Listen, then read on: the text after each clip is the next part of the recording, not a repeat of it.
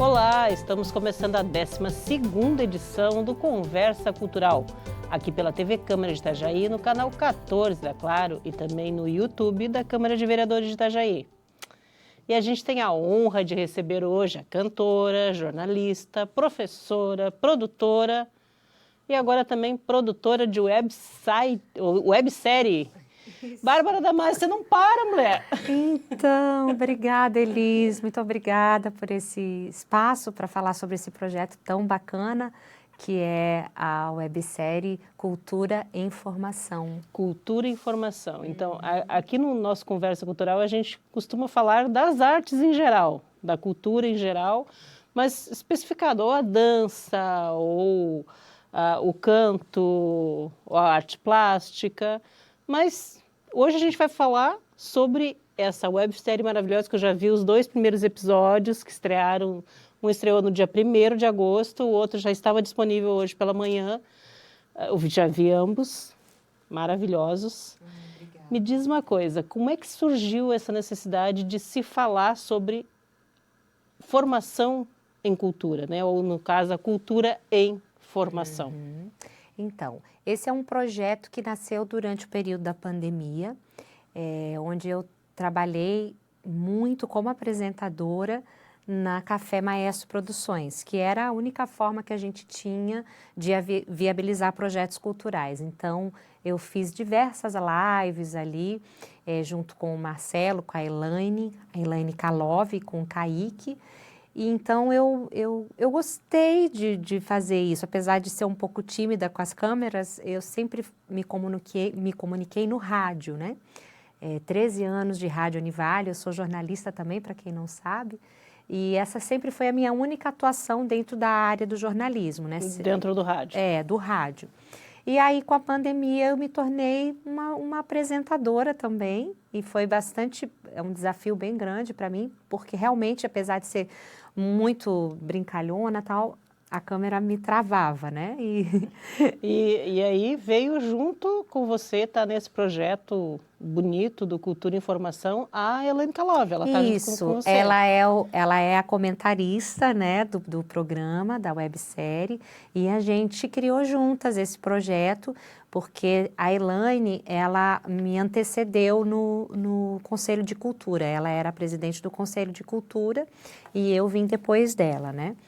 E a gente sente a necessidade de tornar pública esses mecanismos de como ser artista independente no Brasil, de como participar de projetos, editais, de entender como funciona essa cadeia produtiva da área da cultura, né? Que é, digamos assim, é uma das que é a fonte de recursos, às vezes única, de muitos artistas, exatamente porque não tem aquela projeção nacional, porque não tem como se manter só por meio de shows e tal, não tem como viver só da sua arte.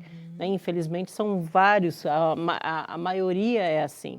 Mas tem no caminho das políticas públicas culturais uma boa fonte de custeio para continuar fazendo a sua arte, né? O setor cultural, ele gera muito emprego e renda. Quando a gente pensa num projeto cultural, a gente imagina só o artista em execução no palco. Mas dentro dessa, até que o artista chegue no palco para apresentar o seu trabalho, o seu projeto, tem muita gente trabalhando, né? Então, um projeto cultural, ele emprega muita gente, né? E não apenas o artista propriamente dito, né?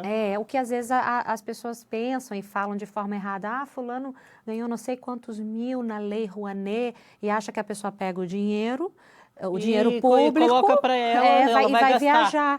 Gente, tem prestação de contas, esses processos são extremamente rigorosos de prestação de contas, tem que ter nota fiscal de tudo. Então, a gente fala um pouco também sobre esses processos burocráticos. Tem tudo que ela usa como cenário, tem todo o figurino, os prestadores tem os prestadores de serviço, tem quem vai cuidar da luz, quem vai cuidar do som, quem vai cuidar do transporte. Enfim, uma série de coisas que envolvem o fazer cultural e um projeto cultural. Então, essa websérie, que também é podcast, isso é muito legal, que também está no Spotify, em todas as principais plataformas. Vai ser ótimo ficar ouvindo no rádio. Ó. Eu sou do rádio, eu gosto de Eu ouvir. também, Gosto de ouvir Elis. rádio no carro, por Eu exemplo. também, onde eu estou me deslocando, eu estou ouvindo rádio e consegui migrar legal para os podcasts. É uma coisa que eu estou em casa, estou cuidando da casa, fazendo comida, limpando a casa e estou ouvindo. É uma forma que eu aderi de aprender muito. Isso é um formato que está muito legal e está dando muito certo. Então, é mais uma opção de conhecer um pouco dessa área através do podcast também. Uhum. E tu falavas agora há pouco que a ideia surgiu durante aquele horroroso 2020, né? Isso. Mas, assim, a concretização dele agora, a gravação foi agora em junho, né? Foi, aham. Como é que se deu, assim, para até que isso estivesse bem maturado para realmente vocês começarem a fazer as pautas e a gravar os programas? Me conta como é que foi um pouquinho dessa trajetória. Certo. A gente tinha uma ideia inicial que, na verdade, ela se ampliou com o passar do tempo, porque a gente teve nesse processo as leis emergenciais de incentivo à cultura, a Lei Aldir Blanc e a mais recente, que é a Lei Paulo Gustavo. Paulo Gustavo. Isso. Então, a gente acabou entrando mais assunto na pauta e a gente resolveu esperar um pouquinho justamente para entender, né, o retorno do Ministério da Cultura e todos esses processos, para a gente poder dar mais informações ainda para as pessoas que tiverem interesse no assunto, porque essas leis são mais recentes, né? Especialmente a Lei Aldir Blanc, ela tem o objetivo mesmo de sanar esse período em que os artistas que trabalhavam especificamente com projetos culturais tiveram seus projetos parados, né? Então, é uma lei emergencial e a gente fala sobre isso e como participar, como se inscrever, como viabilizar um projeto cultural. E interessante é que, assim, aqui nós estamos falando, né, basicamente para o público de Itajaí, mas com a internet isso ganha uma proporção muito grande. E no caso de vocês que já são, assim, conseguem transitar muito bem pelas políticas culturais do município de Itajaí, elas funcionam também mais ou menos na mesma vertente no restante do Brasil. Então, a projeção que pode ser ganha um artista, sei lá do interior da Paraíba ou lá do interior do Rio Grande do Sul, ele pode ter acesso aos caminhos, porque eles são basicamente os mesmos, né? Deveriam ser, né? Deveriam? Não são? A Itajaí é uma cidade modelo nessa questão, né? A gente tem uma fundação cultural muito ativa e que está sempre na frente, né, nessas questões. Infelizmente, por exemplo, nos processos da Lei Aldir Blanc, alguns municípios aqui do entorno da ANFRE devolveram completamente o recurso porque não souberam fazer gestão. Então, não cadastraram os artistas, e aí todo o nosso discurso de lutar por essa lei, por esse recurso, fica completamente fragilizado, né? Exatamente, uma lei que veio para suprir aquela demanda daqueles artistas que ficaram realmente sem conseguir trabalhar durante aquele período horroroso. Inclusive, um dos gestores aqui da Fundação Cultural, que é o Vanderlei Lazzarotti, ele está inclusive dando consultorias para outros municípios, porque a gente já está com tudo cadastrado aqui em Itajaí, para que a gente não perca essa verba da Lei Paulo Gustavo, né? Então, é um processo assim que essa websérie, ela é informativa e serve para todo o Brasil, mas Itajaí realmente é um modelo de política pública cultural. E assim, como é que foi para vocês definirem? Porque foram gravados 10 programas, né? 10 encontros. Como é que foi para vocês definirem as pautas? O que estaria sendo debatido e que especialista trazer para debater cada assunto? Foi bem... a gente discutiu bastante, a Elaine especialmente tem uma relação muito interessante com o pessoal do cinema, né? Porque ela sempre trabalhou com produção de cinema, que é um mecanismo que eu já não domino. Então, ela trouxe esses convidados também para falar sobre várias questões, por exemplo, sobre direito autoral, coisas que a gente, né, não entende muito sobre produção de cinema, porque a Lei Paulo Gustavo, a grande parte do recurso é para a área do audiovisual, né? Então a gente também gostaria de esclarecer tudo isso, enfim. E a Elaine conhece muita gente desse setor. Eu trouxe mais os convidados da área artística, digamos assim, né? Do fazer cultural e de ser um artista que usa desses mecanismos para sua produção, né? E no sentido também de... As pessoas têm uma ideia, e eu sempre... Talvez eu já tenha até falado isso da outra vez que eu vim aqui. Sempre que alguém me encontra, quer fazer um elogio ao meu trabalho, diz assim, Bárbara, tu não tinha que estar aqui, tu tinha que estar no programa do Faustão, tu tinha que ir para o The Voice, tu tinha que estar no Rio de Janeiro.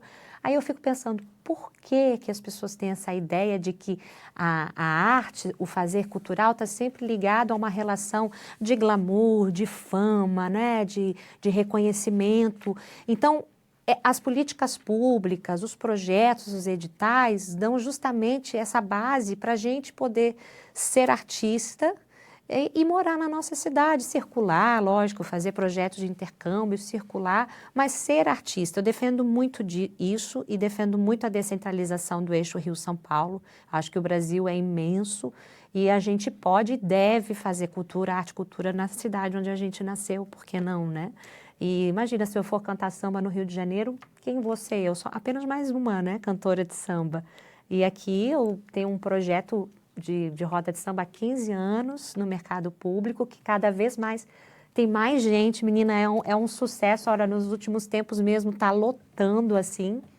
E eu acho que é isso também, o reconhecimento vem de eu valorizar os meus parceiros de música que são daqui. Então, esse projeto, ele fala sobre tantas coisas e, sobretudo, sobre essa desglamorização da arte. Nós somos operários da arte. Desmassificação. Exato, perfeita essa palavra, desmassificação, é isso, né? A gente não precisa estar em rede nacional para fazer o nosso trabalho. Claro que se chegar lá, se tiver alguma indicação, algum mérito de quem chegou, né? Um mecanismo produtor é muito bacana também. É lógico que eu não negaria um convite para cantar na Rede Globo, não é isso. Mas é possível, né? Viver e viver bem fazendo dessa forma. As pessoas não sabem os caminhos, então eu acho que ela é muito educativa nesse sentido, né? Esses encontros. E é por isso, né, cultura e informação. Quer dizer, você pode formar aquele produtor cultural, e não apenas os próprios artistas, né, que vão usufruir desses caminhos e tal, mas os produtores, né? Isso, na verdade, são tantos eixos, porque quando tu vai colocar um projeto para apreciação, num edital, ele tem uma redação específica, né? Então, a maioria dos produtores que a gente tem aqui em Itajaí acabam que também são da área das letras, ou são jornalistas, ou são artistas que têm essa habilidade, mas tem uma redação específica, e isso também precisa criar essa formação. Depois de tantos anos Itajaí fazendo projetos, a gente tem hoje uma setorial somente de produção cultural dentro do Conselho de Cultura, de tanto que cresceu, né, essa área. Dentro do Conselho de Políticas Culturais aqui de Itajaí, Isso, então, tem uma câmara específica que cuida só dessa questão de produção. De produção cultural. Hoje a gente tem vários eventos que acontecem na cidade, que são eventos anuais, né, como o Festival de Literatura, o Festival de Música, e o Itajazz, vários... O Festival de Teatro. Festival de Teatro, todos os festivais precisam de ter produtores culturais. E o que faz um produtor cultural? Né? São vários eixos também dentro de... é muita coisa, né? Uma das questões é redigir o projeto, é uma ação que o produtor faz. Depois vai fazer a produção executiva. O que é a produção executiva? prestação de contas, toda essa parte, né? Às vezes não é a mesma pessoa que faz tudo, né? Então, depois faz a produção artística, que é acompanhar o artista em todo o processo, né? Seja de gravação, de criação da sua peça, enfim.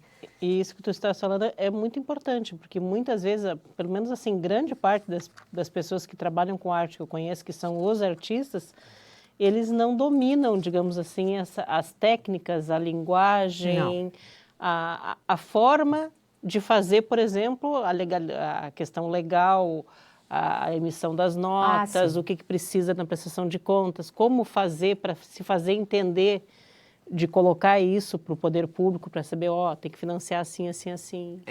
Eu acabei nos meus processos também fazendo, mas eu não gosto. Se eu tenho condições de contratar alguém, eu prefiro para eu cuidar. Essa também é outra área de trabalho que pode ser aberta, né? Eu prefiro cuidar da minha parte, que é cantar, né? mas é uma forma também de viabilizar as coisas, né? A gente quase nunca tem dinheiro para contratar as pessoas, né? Enfim. E às vezes o projeto paga todos esses profissionais, mas às vezes o projeto também não é aprovado. Mas eu já me inscrevi e não passei. Mas não desiste, a pessoa tem que ter portfólio para passar em projeto cultural, né? Então tem que seguir. Bárbara, 15 minutos passa voando. Eu falo demais, me corta porque eu falo muito. Ainda mais desse assunto que é a minha vida, né? É a nossa, né? Bárbara, daqui um pouquinho a gente volta falando mais sobre esse projeto muito bom, que é uma websérie que está lá na Café Cultura, sobre cultura e informação aqui com a multiartista e multitarefas, tem que Bárbara ser. Damasio.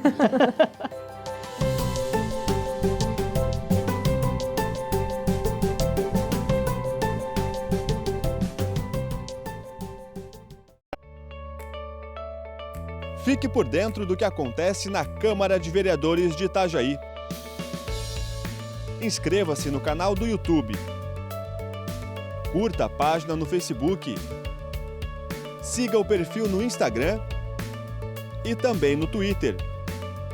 Acompanhe todo o conteúdo do Poder Legislativo nas redes sociais.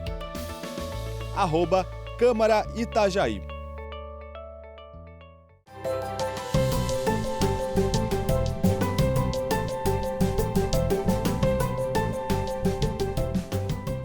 Olá, voltamos aqui nessa nossa gostosa conversa cultural. Hoje recebendo a Bárbara Damasio. Bárbara, a gente estava falando, né, desse projeto que você toca lá junto com a Elaine, o Cultura e Informação.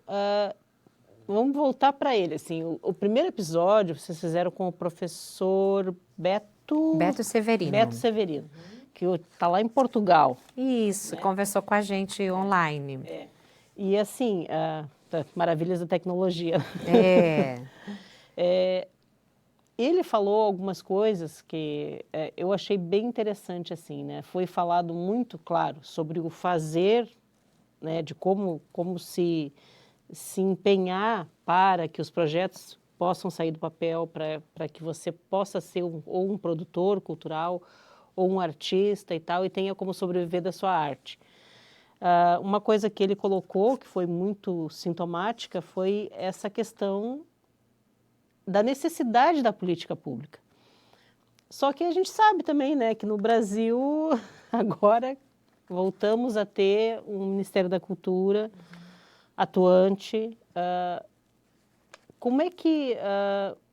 por que a cultura é sempre, digamos assim, meio que o patinho feio da verba pública, no teu entendimento? Será que é possível, cada vez mais, sensibilizar os governos para que a cultura seja realmente um investimento a ser priorizado, porque, como a gente estava até conversando sobre isso no primeiro bloco, ele traz muito emprego, ele gera muita renda, muita atividade.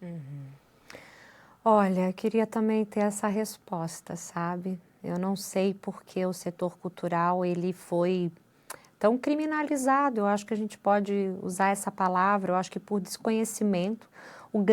A grande vilã, né, é a tal da Lei Rouanet, que as pessoas falam, sem nenhum conhecimento, né? E assim... Como se fosse uma verba direta que saísse do cofre público e fosse direto para mandar o artista. Não é. Nossa, tem... O artista tem que correr atrás da verba e a empresa é imposto que de passa. renda, né? Tem toda uma questão. A gente acha que está vivendo um momento de retomar esse lugar de protagonismo, né? Da cultura. Eu acho que a gente... Mas, recentemente, nós perdemos o Max Reinert, que é um ator, dramaturgo itajaiense, roteirista, diretor de teatro, e uma pessoa muito atuante nessas questões das políticas públicas. Eu o conheço há 20 anos e ele se foi desse plano aqui lutando, porque desde que eu me conheço como artista e me reconheço como artista, eu estou lutando, né? Militando pelo setor cultural. Essa é uma conversa que parece que passa os anos, a gente sente, agora está melhor. Aí volta 3 casas. Então, assim, eu acho que as coisas que estão acontecendo é muita resistência da classe mesmo. E a gente não vive sem cultura. Além do que, Pois a cultura... a gente não vive sem cultura. Não vive. Porque do restante se sobrevive. Mas viver, você vive com cultura. A pandemia mostrou isso, né? O que seriam das pessoas sem os livros, sem os filmes, sem música dentro de casa, né? E a cultura, mais do que isso, a websérie fala muito sobre isso, é um direito constitucional, ao lado da educação, da saúde, é um direito do cidadão. Ela tem essa dimensão cidadã, para além da dimensão simbólica e a dimensão da economia criativa. Para mim, eu acho que essa é a dimensão da arte, da cultura mais importante, né? Então, a gente vem, é uma luta de anos e eu acho que talvez, assim como o Max encerrou sua trajetória aqui nesse plano, encerrou lutando, todos nós que somos da arte vamos seguir, né, nessa luta e, enfim, parece que a gente está sempre falando as mesmas coisas, sabe? E tendo que provar a mesma coisa, mas a gente não vai desistir. Não se pode desistir, né? Porque senão, se fosse assim, e aí nesses últimos anos teriam sido, como podem até ser que tenha acontecido, né? De muitas pessoas desistirem de fazer arte pelas dificuldades que foram colocadas pelo caminho. Além das dificuldades que já se tem normalmente para uma produção cultural. Sim, sim. Mas agora, daqui para frente, o que fazer? Tem que realmente apostar que as políticas públicas serão construídas e serão construídas junto com a classe artística e se preparar para isso, né? Se formar, né? Se tentar não apenas melhorar o que faz dele um bom artista, mas também esse seu preparo para estar encarando isso como uma profissão, né? E eu acho que eu sou um pouco chata com algumas coisas, porque eu acho que as redes sociais e o Instagram têm uma culpa nesse processo, sabe? De mercado, porque virou um espaço de venda rápida e de produto, né? Então, tudo isso que a gente está conversando, da dimensão simbólica, da arte, do estudo, da pesquisa, o Instagram não reconhece. Ele quer 30 segundos de uma produção rápida. E aí as pessoas vão gerando... Não, nossa, tem tantos anúncios que aparecem para mim. Aprenda a tocar violão em 30 segundos, sabe? Tudo que é aquilo que um artista... Então, tem um pouco dessa mercantilização, assim, dos processos, que eu acho que também é um setor que a gente tem que analisar. Mas a conversa é muito mais, né? O que a gente está tentando fazer além da nossa formação em si, é o fomento, é a formação de plateia, é o protagonismo das comunidades, é reconhecer onde entra o trabalho dos produtores, né? Reconhecer o artesanato, as pessoas que são fazedores de cultura nos seus bairros, nas suas cidades, nas suas igrejas, nos seus locais de sociabilidade e entender que eles também fazem parte desses processos, né? Então, essa coisa o entendimento de comunidade, o entendimento de cidade, de protagonismo, é outro lugar, né? A política pública passa por isso. Por exemplo, o programa Arte nos Bairros, hoje, que tem em Itajaí, é um projeto de formação, de fomento, e que o aluno, daqui a pouco, ele pode... A gente tem eu falo que é um case de sucesso. O Eliezer Patisse, que hoje é o diretor do Conservatório de Música, ele foi aluno do programa Arte nos Bairros. Depois ele passou pelo próprio conservatório como aluno. Ele se preparou no Arte nos Bairros, o professor dele do Arte nos Bairros, Serginho Espezin, preparou ele para a prova de teoria musical, ele passou no conservatório, ele foi aluno destaque no conservatório e hoje ele é o diretor da instituição. Olha o que uma política pública pode fazer na vida de uma pessoa. Lá no Arte nos Bairros. Lá no bairro Bambuzal. Então, assim, não é lindo isso? A gente pensar, até me emociona, dos processos e o quanto a arte tem essa missão é muito maior, é muito maior do que os 30 segundos que o Instagram oferece para a gente, né? Eu não sei se vai haver, digamos assim, mas esse é um desejo meu pessoal, de que isso seja uma onda e como todas... Que vai passar daqui a pouco, né? Tomara. Como tantas outras ondas que já aconteceram no mundo, na história, ela também vai passar. Há muitos e muitos anos, faz tempo, quando eu estava fazendo ainda a minha graduação em jornalismo, eu li um livro, não me recordo o autor agora, mas acho que o nome era A Terceira Onda. E ele falava exatamente dessas questões, do que viria, né? Naquela época eles estavam lá, acho que o livro analisa, acho que final dos anos de 1970, início dos 80, onde ele dizia que a terceira onda seria não mais a da massificação em geral, tanto da indústria quanto da cultura, não mais a massificação, mas sim a personalização, que seria você olhar novamente para o teu local, para o teu arredor, para aquilo que te faz diferente do global. Isso. Eu imagino popular. Que pode ainda voltar a isso. Eu conversei com um antropólogo que falou que a Europa já está vivendo isso, de voltar para si, de voltar para a comunidade, para essa ideia, né, da aldeia. E que eu acho que daqui a pouco chega no Brasil, tomara. Né? Eu acho que a gente já está, desde que o Gilberto Gil foi ministro da Cultura, ele já propôs essa coisa da descentralização, né?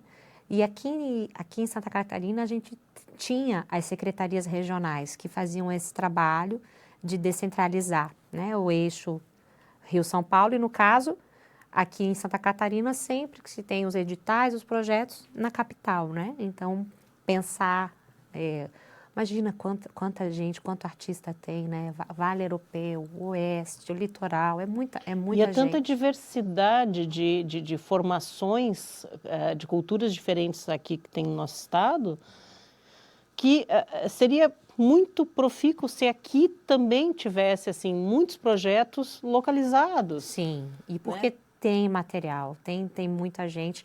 Eu uma vez tive a oportunidade, em 2016, de fazer o circuito Sesc de música e a gente viajou e fizemos shows em 28 cidades do estado.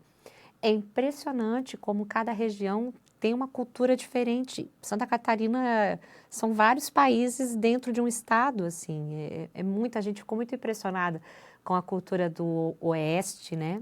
O pessoal tomando chimarrão na calçada, conversando, e todo mundo muito querido nos restaurantes.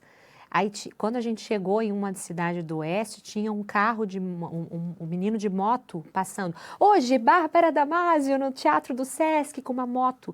E as pessoas iam lá na passagem de som levar bolo, levar café para a gente na passagem de som, pedir autógrafo, como se a gente fosse famoso, porque para eles a gente era famoso. Porque tinha passado um carro, uma moto, divulgando que ia ter show, né? Então, assim, essa relação... E porque vocês foram até lá. Não é isso? E são poucos projetos que chegam, né? Então, foi uma experiência muito legal. Ganhei queijo, ganhava presente das pessoas, pão caseiro. Isso é muito, muito bacana. Então, pão caseiro me lembra cafezinho. A gente tem que fazer um pequeno intervalo, vamos tomar uma aguinha, um cafezinho e já voltamos.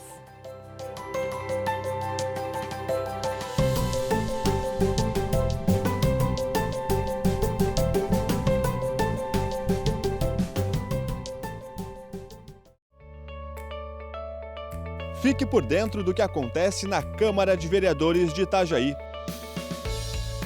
Inscreva-se no canal do YouTube. Curta a página no Facebook. Siga o perfil no Instagram e também no Twitter. Acompanhe todo o conteúdo do Poder Legislativo nas redes sociais. @Câmara Itajaí.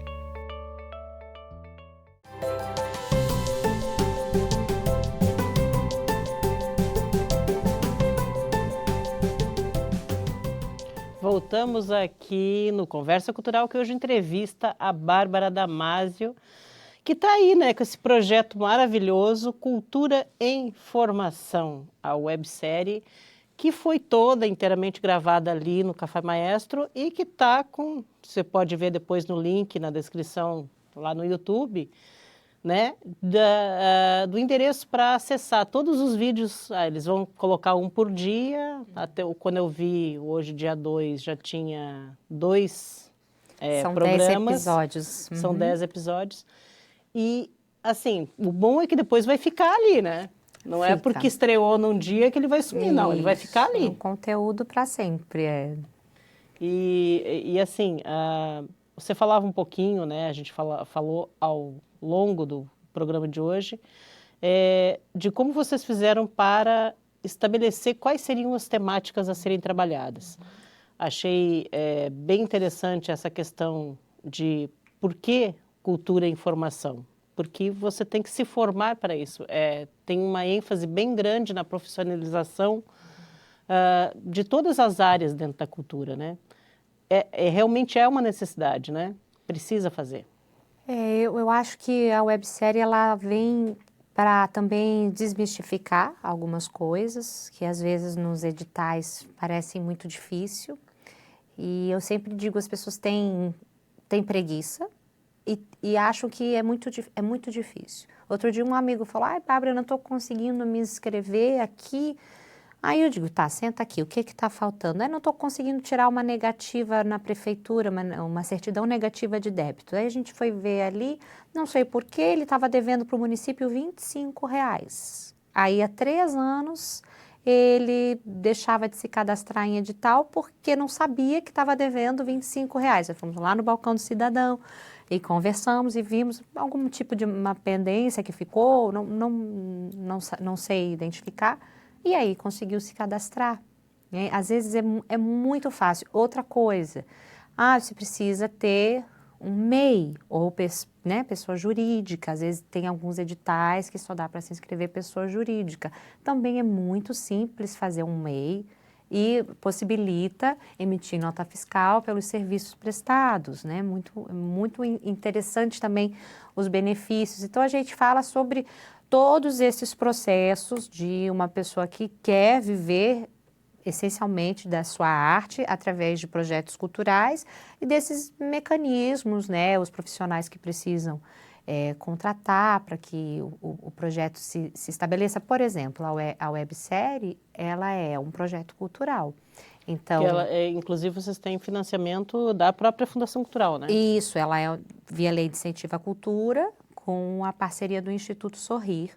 E então a Elaine Kalov, ela fez a produção, ela que redigiu o projeto, aí ela também faz a direção executiva, aí tem a parte técnica que fica com o pessoal da Café Maestro, tem a Adelaine Zadonai que fez assessoria de imprensa e tem a Josi também que é a produtora de conteúdo. Então todo episódio ela me mandava o release do entrevistado, algumas pessoas eu já conhecia, outras não, e ela também me mandava dados do IBGE, dados de sites de cultura, né, enfim, para que eu tenha o máximo de informações sobre aquele assunto que a gente estava conversando e para que eu possa fazer essa mediação da melhor forma. Então, ela fez toda essa direção, produção de conteúdo e a maioria das envolvidas, tanto as entrevistadas e na produção também, a gente prezou por a maioria serem mulheres, que a gente acha muito importante essa questão da representatividade, né? Inclusive tem um tópico de vocês que fala exatamente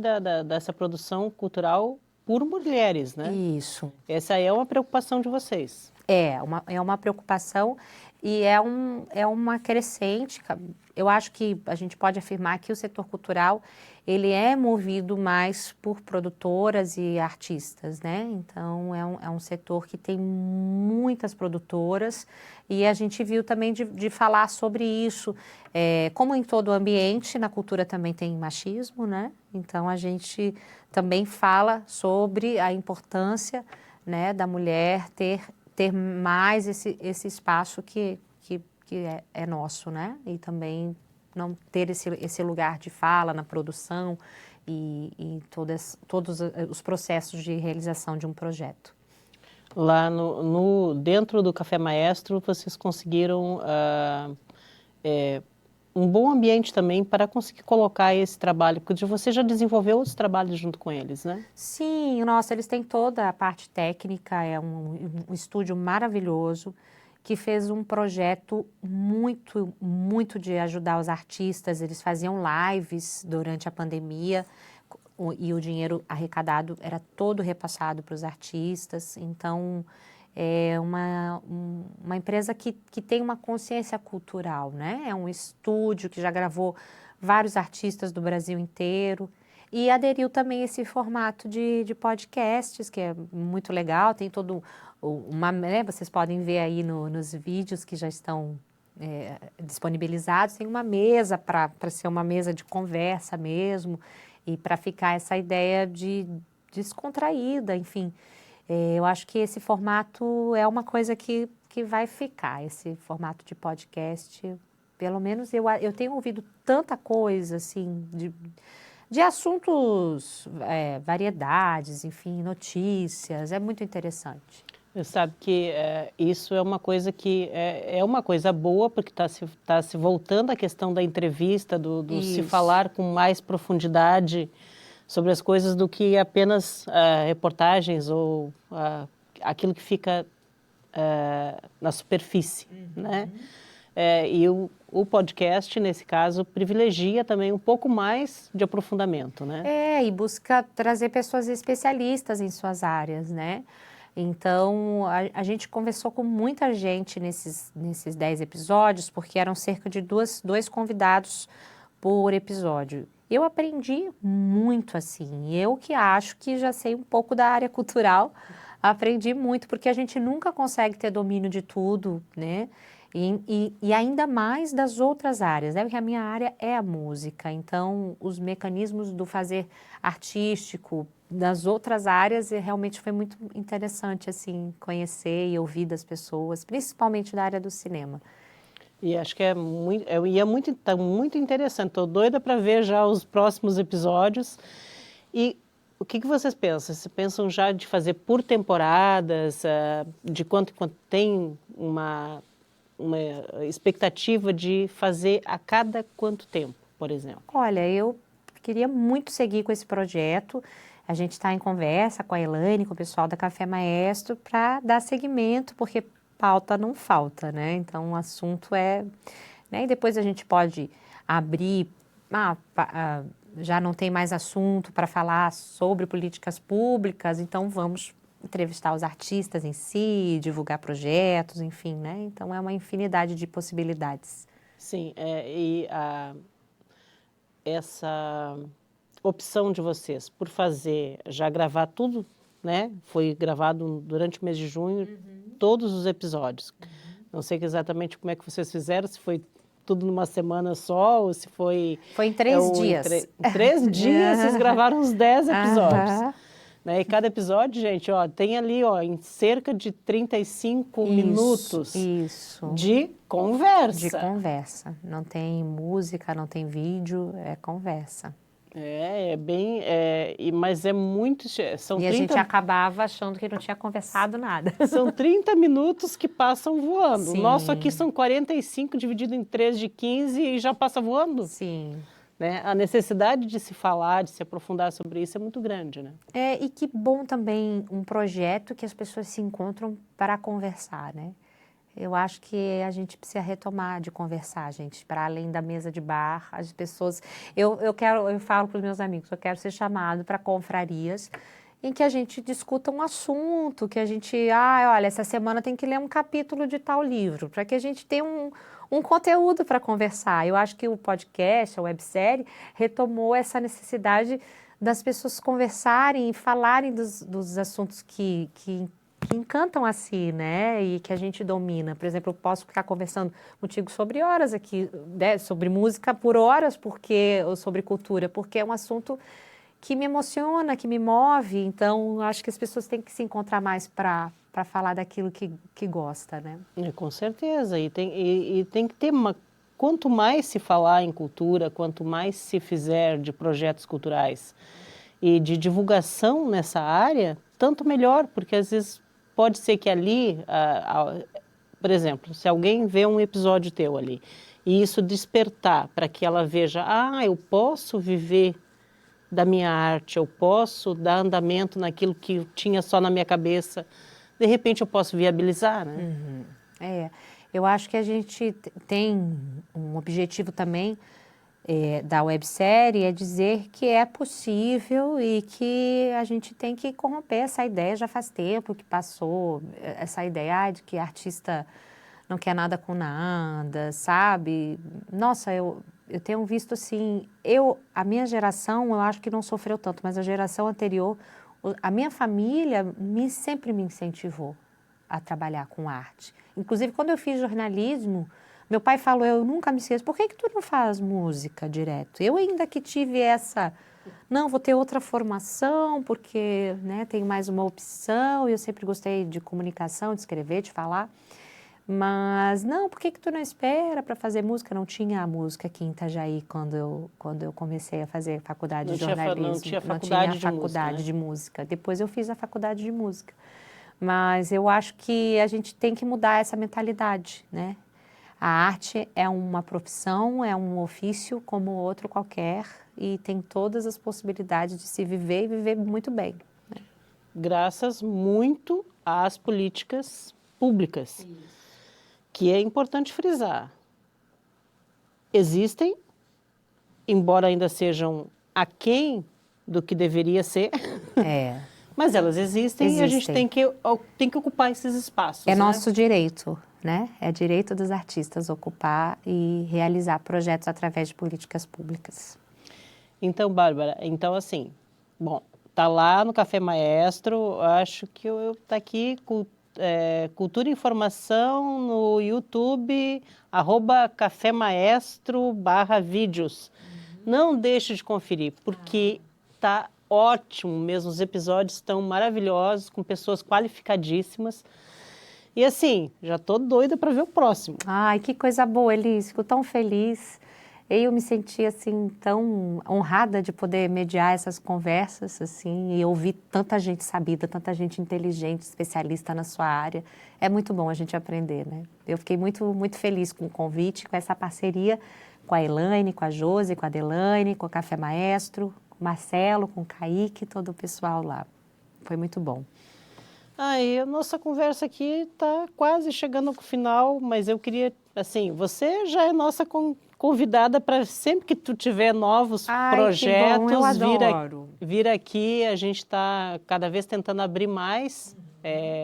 Ver que nós começamos o projeto do Conversa Cultural no ano passado, né? E não tem ainda a periodicidade que deveria, mas estamos caminhando para isso. E eu espero realmente assim que o Cultura e Informação também venham novas temporadas, venham uma periodicidade, porque a gente quer cada vez mais falar e se formar em cultura. Ai, obrigada. Eu também espero que a gente siga com esse projeto, que vá muito além dos 10 primeiros episódios. Mas eles estão lá, no @Café Maestro. Pode procurar. Bárbara, muitíssimo obrigada. Eu que agradeço, sempre um prazer, né, conversar contigo, Elis, tu é uma pessoa tão preparada que que sabe tudo. Ela Imagino. sabe mais do projeto do que eu, que apresentei. Muito obrigada mesmo. Obrigada a você. E obrigada a você também que nos acompanha. Continue assistindo a nossa programação aqui no canal 14 da Claro TV e também no YouTube da Câmara de Vereadores de Itajaí e em todas as nossas redes sociais pelo @Câmara Itajaí. Continue conosco, no nosso canal, não se esqueça não, tá? A gente está querendo ampliar ainda mais o nosso número de inscritos. Então vai lá, ativa o sininho, se inscreve no nosso canal para receber as nossas publicações e também, faça a nossa informação circular, compartilhe as nossas publicações. Você sempre é muito bem-vindo aqui. Até a nossa próxima conversa, hein?